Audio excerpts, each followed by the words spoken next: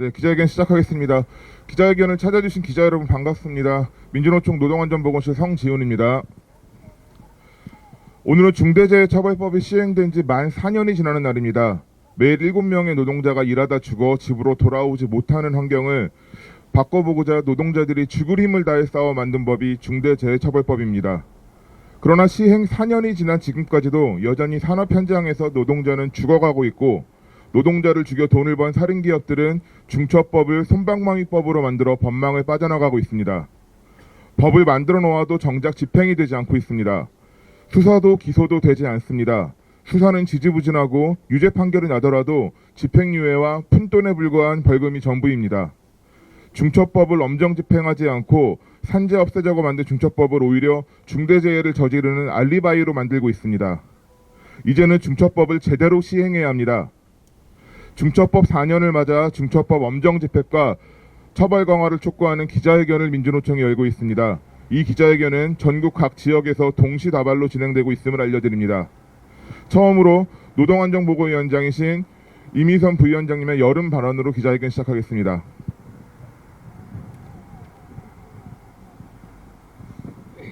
네, 기자님들 이렇게 와주셔서 고맙습니다. 중대재해처벌법 시행 4년, 노동자들에게 중처법은 김용균 청년 노동자의 죽음 위에 세워진 김용균법으로 깊은 분노와 슬픔이 담겨져 있는 법입니다. 2018년 고 김용균 노동자 산재 사망 이후에 정권이 3번 바뀌었습니다. 그 사이에 국민의힘과 경총이 50인 50억 미만 사업장 적용유예와 중처법 폐지를 지속적으로 주장해왔고 중대재해가 발생하면 기업이 바로 망하게 될 것처럼 여론을 호도하고 산업 현장에서 마땅히 보호되어야 할 노동자 목숨은 지속적으로 하찮게 여겨왔습니다. 기업은 이것을 고액의 로펌을 이용해서 솜방망이 처벌을 이끌어내고 법의 취지를 무색하게 만들어 왔습니다. 새 정부가 들어섰지만 중대재해는 줄지 않고 계속해서 증가하고 있습니다. 특히 소규모 사업장, 건설업, 특허 플랫폼 노동 등이 증가하고 있는 것이 중체법 시행 4년의 의미를 더욱 퇴색시키고 있는 것이 아닌가 우려스럽습니다. 이런 문제를 극복하기 위해서는 중처법의 입법 취지를 살리기 위한 실질적인 변화가 필요합니다.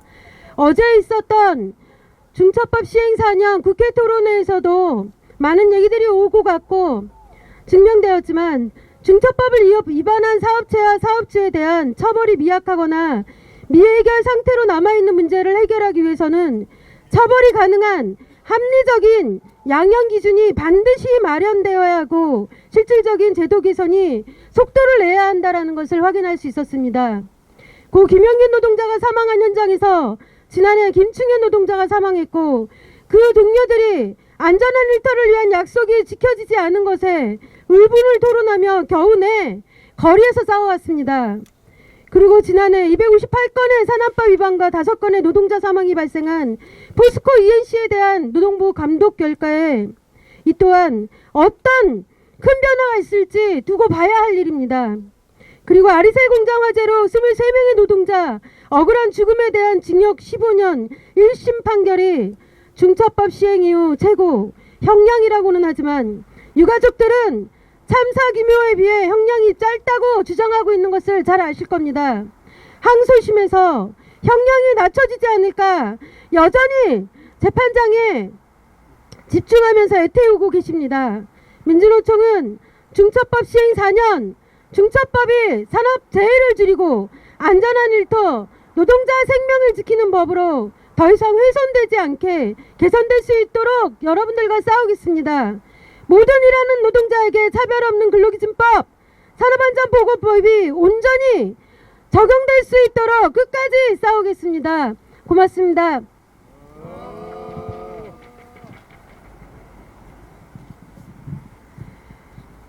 네, 다음 본격적으로 발언 들어보도록 하겠습니다. 첫 번째 발언은 중대재해처벌법에 시작이 되었던 김용균 노동자의 어머니이신 산재 노동자 사망 유가족 네트워크 다시는의 김미숙 공동대표님의 발언 듣도록 하겠습니다.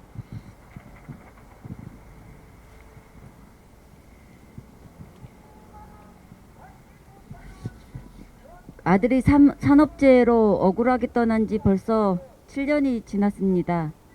2달 동안 투쟁 과정에도 다른 산재 사망 소식은 끊임없이 들려왔고 매번 다른 유족들을 대할 때마다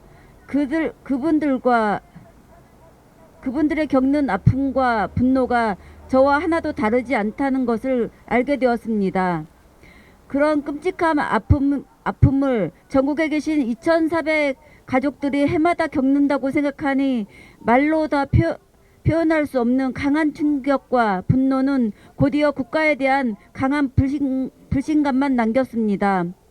국가가 국민의 생명 안전과 가치를 전혀 지켜주지 않았다는 절망은 아무 생각 없이 국가에 순응했던 저를 지금껏 불의에 싸우도록 이끈 것도 국가가 생명 안전의 책임을 묻기 위함이었고, 시작은 아들이었지만 헤아릴 수 없는 수많은 죽음들이 앞으로도 끊임없이 죽는다는 것이었습니다. 저의 아들의 억울한 죽음을 겪고 공격과 정부를 상대로 진상규명 책임자 처벌을 위해 재판까지 무려 5년을 싸워야 했습니다.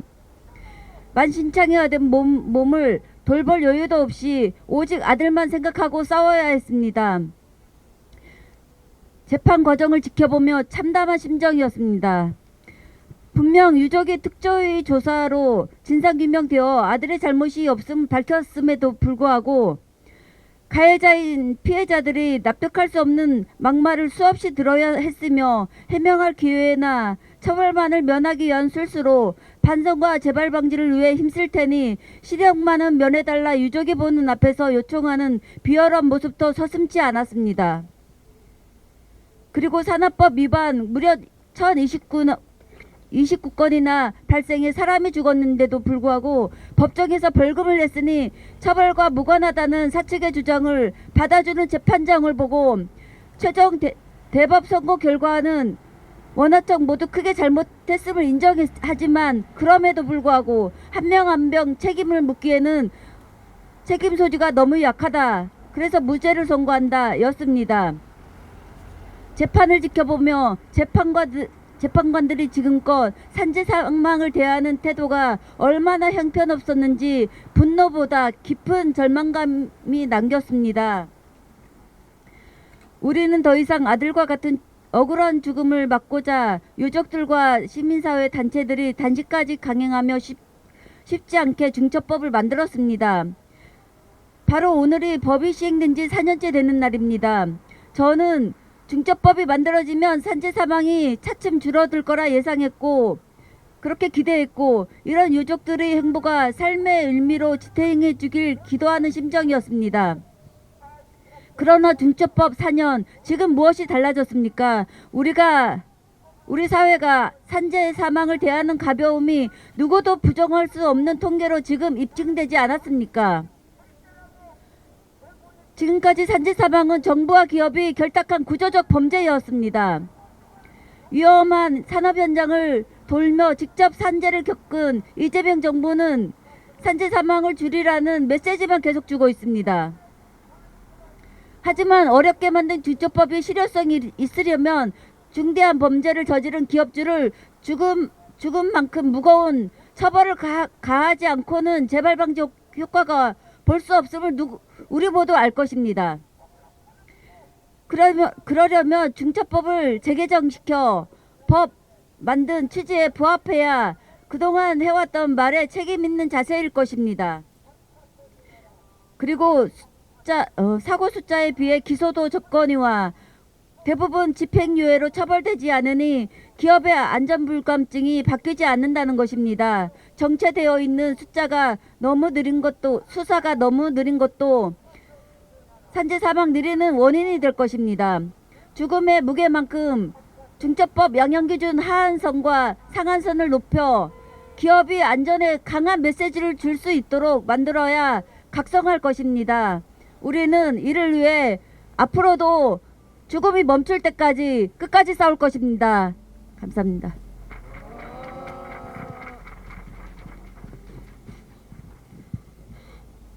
네, 우리 사회에서 중대재해처벌법이 갖는 의미와 그리고 그 의미를 잘 지켜내기 위해서 반드시 엄정 집행과 처벌 강화가 필요하다는 말씀해 주셨습니다. 구호를 하나 외치고 다음 발언 이어가도록 하겠습니다. 솜방망이 처벌이 중대재해 일으킨다. 중처법 위반 처벌을 강화하라. 사람이 죽어도 집행유예 중처법 위반 처벌을 강화하라.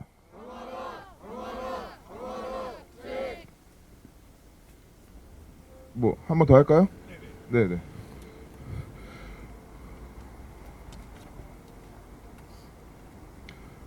솜방망이 처벌이 중대재해 일으킨다. 중처법 위반 처벌을 강화하라. 네, 다음은 박정훈 공공운수노조 부위원장님의 발언을 듣도록 하겠습니다.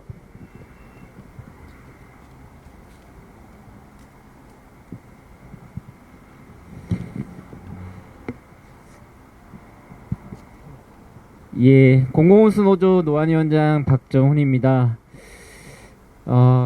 김용균이 죽고 정부는 산업안전보건법을 개정해 김용균법이라 이름을 붙였습니다. 그러나 도급을 금지한 유해 작업 목록에 발전소는 포함되지 않았습니다. 김용균을 죽인 일터는 지우고 김용균의 이름만 새긴 산업안전보건법은 죽음의 현장을 덮는 포장지가 되었습니다. 원청인 서부발전은 처벌받지 않았고 죽음의 발전소는 멈추지 않아 2025년 6월 2일 김용균이 죽은 자리에 김충현이 또다시 목숨을 잃었습니다. 정부는 중대재해처벌법으로 노동자를 살해한 범인을 잡겠다고 했지만 노동자는 죽고 위험에 외주하는 살았습니다. 산업안전보건법은 근기법상 노동자뿐만 아니라 노부 제공자까지, 중처법은 모든 종사자를 보호한다고 선언했지만 실상은 일부 노동자만을 보호할 뿐입니다. 특고 플랫폼 노동자가 산안법의 보호를 받으려면 14개 직종에 속해야 하고 존속성 기준을 충족해야 합니다. 이 모든 관문을 통과해도 위험성 평가, 작업중진권, 산업안전보건위원회 같은 핵심 권리에서는 배제됩니다. 배달, 화물, 택배 등 거리에서 일하는 노동자들이 일하다 죽으면 사업장 내 교통사고로 처리되어 고용노동부는 중대재해 사고 원인 조사조차 하지 않습니다.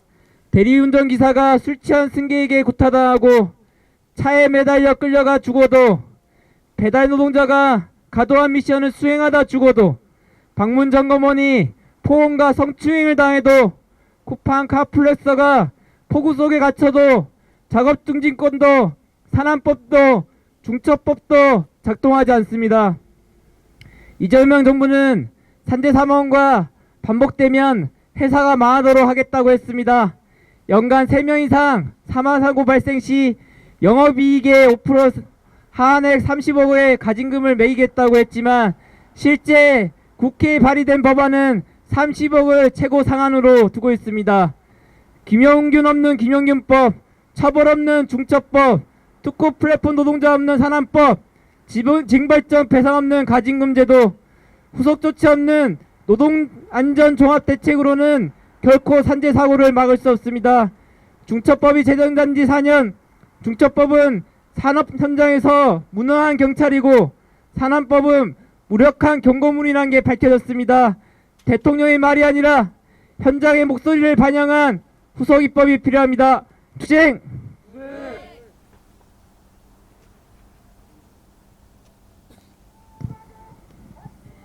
네, 새 정부가 산업재해를 근절하겠다면서 내놓은 노동안전 종합대책이 정작 현장에서는 매우 무력하다는 점, 산업안전보건법 개정안은 오히려 이 대책보다도 후퇴했다는 점을 잘 지적해 주신 것 같습니다. 정부가 진정으로 노동안전과 노동자의 목숨을 지켜내고자 하는 의지가 있다면 산안법 개정안에 과징금 규정을 강화하고 종합대책에서 내놓은 실질적 경제제재 등의 방안을 즉각 실행해야 할 것입니다. 구호를 한번 외쳐보겠습니다.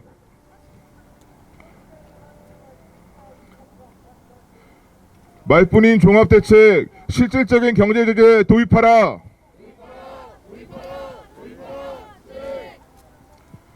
반복된 산재는 살인이다. 산재기업에 대한 경제제재 강화하라.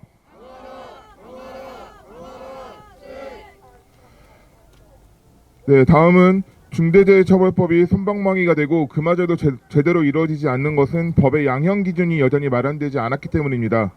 중처법 양형기준의 필요성에 대해 민주노총 법률원의 최인영 변호사께서 말씀해 주시겠습니다. 안녕하십니까. 민주노총 법률원 최인영 변호사입니다. 중대재해처벌법이 제정된 지 어느새 4년이 흘렀습니다. 법 제정의 목적은 명확했습니다.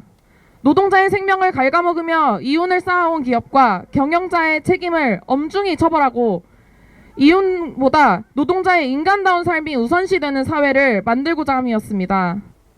하지만 지금의 현실은 어떻습니까? 법 시행 이후에도 산업재해 사망자 수는 줄어들지 않고 있습니다. 최근 통계를 보면 참담합니다. 중대재해처벌법 위반으로 유죄가 선고된 사건 중 실형은 단 10%도 되지 않습니다. 90% 가까이가 집행유예로 풀려납니다. 법인의 경우는 어떻습니까? 50억 원까지 벌금을 부과할 수 있다고 법에 명시되어 있지만 실제 선고되는 벌금은 평균 7천만 원 수준에 불과합니다. 노동자의 목숨값이 기업의 하루 매출액보다도 못한 것이 지금 대한민국의 사법 현실입니다. 엄격한 양형 기준이 없으니 기업은 사람이 죽어도 나중에 돈으로 합의하면 집행유예로 풀려난다는 태도로 일관하고 있습니다. 이것이 노동자의 죽음에 대한 면죄부가 아니고 무엇입니까? 이제는 노동자들의 죽음과 투쟁 위에 쌓아 올려진 이 법이 제대로 자본의 책임을 물을 수 있도록 하는 엄정한 양형 기준을 마련하여야 할 때입니다. 첫째, 가중적인 양형인자의 고려 요소를 확대해야 합니다.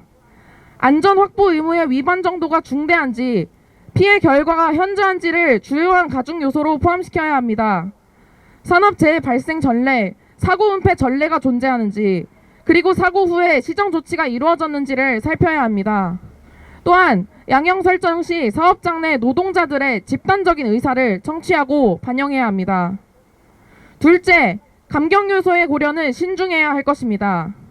단지 피해자와 합의한 사실만으로 쉽게 감경이 이루어질 수 없도록 해야 합니다. 유족의 경제적인 취약함을 이용해 합의를 종용하고 처벌 불원선을 받아내는 행태는 오히려 가중 요소로 고려돼야 할 것입니다. 사업장 내 안전 시스템이 총체적으로 붕괴하여 발생한 사고에서 피해자의 과실을 논할 이유도 여지도 없으니 피해자의 과실을 감경 요소로 참작하여서는 안 될 것입니다.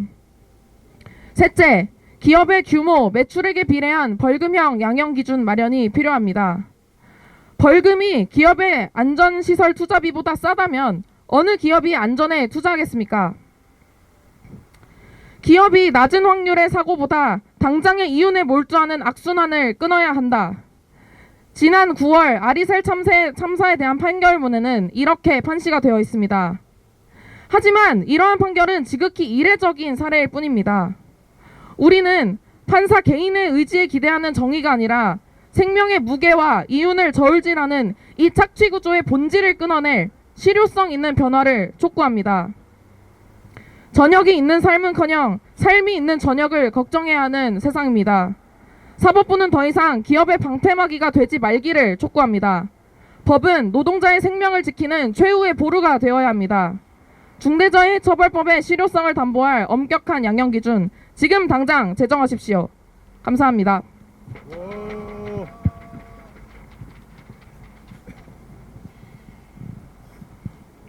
네, 대법원 양형 기준의 필요성에 대해서 말씀해 주셨습니다. 구호 한번 외쳐보도록 하겠습니다.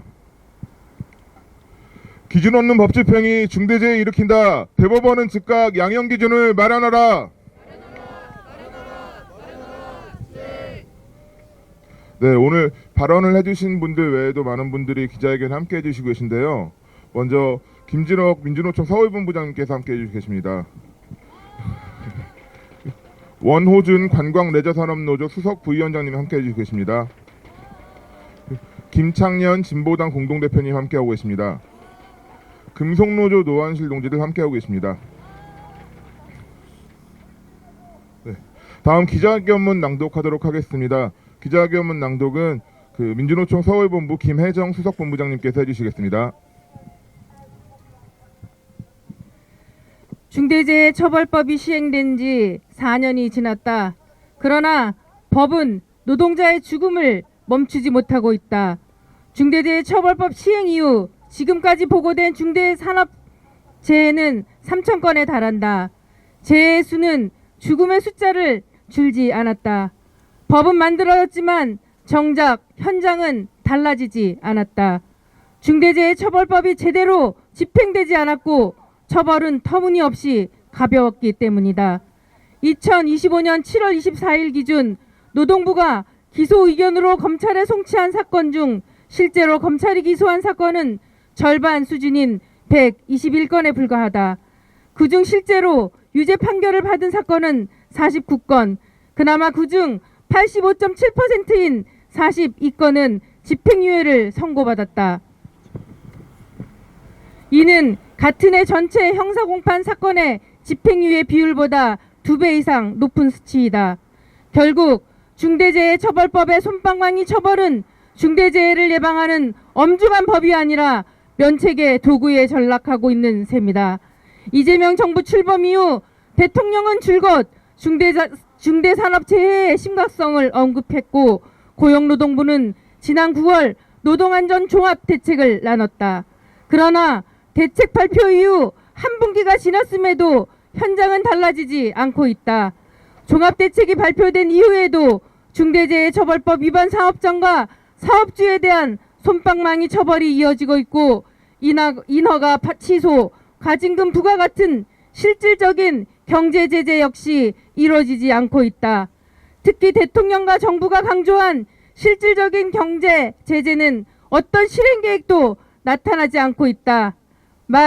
말고는 모든 것이 사라진 상황이다. 오히려 이 대책을 발판 삼은 산안법 개정안은 대책이 제시한 것보다 하향된 과징금 규정을 담고 있다. 지난해에만 5명의 노동자가 산업재해로 사망한 포스코 ENC의 영업이익은 610억 원가량에 불과하다. 한 해에만 5명의 노동자를 죽음으로 내몬 초거대 기업에 최대 30억 원, 실제로는 얼마일지 알 수 없는 과징금으로 면죄부를 받게 될 수도 있다. 산업재해를 근절하겠다는 정부 수반의 말과 그에 따른 대책이 허울뿐인 대책임을 스스로 밝히는 셈이다. 사망사고가 꼭 벌어진 중대재해를 일으킨 사업장의 사업주들은 사건을 질질 끌면서 수사와 재판을 장기적으로 끌고 있다. 검찰이 일반적인 일반 형법 범죄를 10일 안에 처리하는 비율은 50%에서 55%가량으로 높은 편이고 사건이 6개월을 넘기는 경우는 1% 미만이다. 그러나 중처법의 경우 10일 안으로 처리되는 경우는 한 건도 없으며 6개월을 초과한 사건이 56.8%에 달한다. 검찰 단계에서 오랫동안 처리되지 않고 있는 것을 인지한 사업주들은 대형 로펌의 법기술자들을 동원해 사건의 장기화에 집중하고 이는 결국 법의 실효성을 제약하는 근본적인 한계로 작용할 수밖에 없다. 중대재해 사건의 처리기간 장기화, 높은 무죄율은 결국 양형기준이 없는 데서 발생한다. 중처법의 양형기준을 마련하라는 요구가 지속되고 법무부는 지난 8월 대법원 양형위원회에 중처법 양형기준 마련을 공식 요청했다. 대법원 양형위원회는 중처법을 무력화해온 들쑥날쑥한 양형기준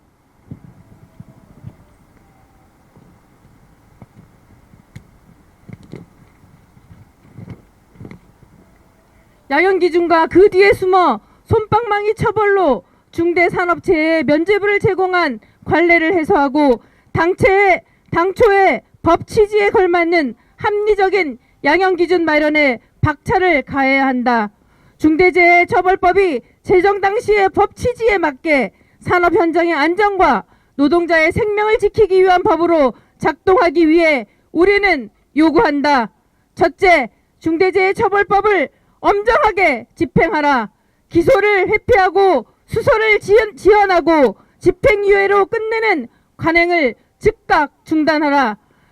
둘째, 실효성 있는 양형기준을 즉각 마련하라. 중대재해에 걸맞는 형량 기준 없이는 법은 다시 무력화될 뿐이다. 셋째, 기업이 실제로 두려워할 수 있는 경제적 제재를 도입하라. 벌금은 비용이 아니라 책임이 되어야 한다. 넷째, 과징금 산안법 개정안은 산업재해를 근절하기 위한 정부의 의지를 보여주는 시금석이다. 산업법 과징금 규정을 상향하고 즉각 처리하라. 중대재해처벌법 시행 4년, 더 이상 이 법이 진짜 시행을 늦출 수 없다. 중대재해를 일으킨 기업을 엄벌하고 법을 엄중히 집행하라. 처벌을 강화하고 법 취지를 반영한 명확한 양형 기준을 마련하라. 더는 노동자를 죽음으로 몰아넣지 말아라. 2026년 1월 27일 중대재해처벌법 시행 4년 민주노총 다시는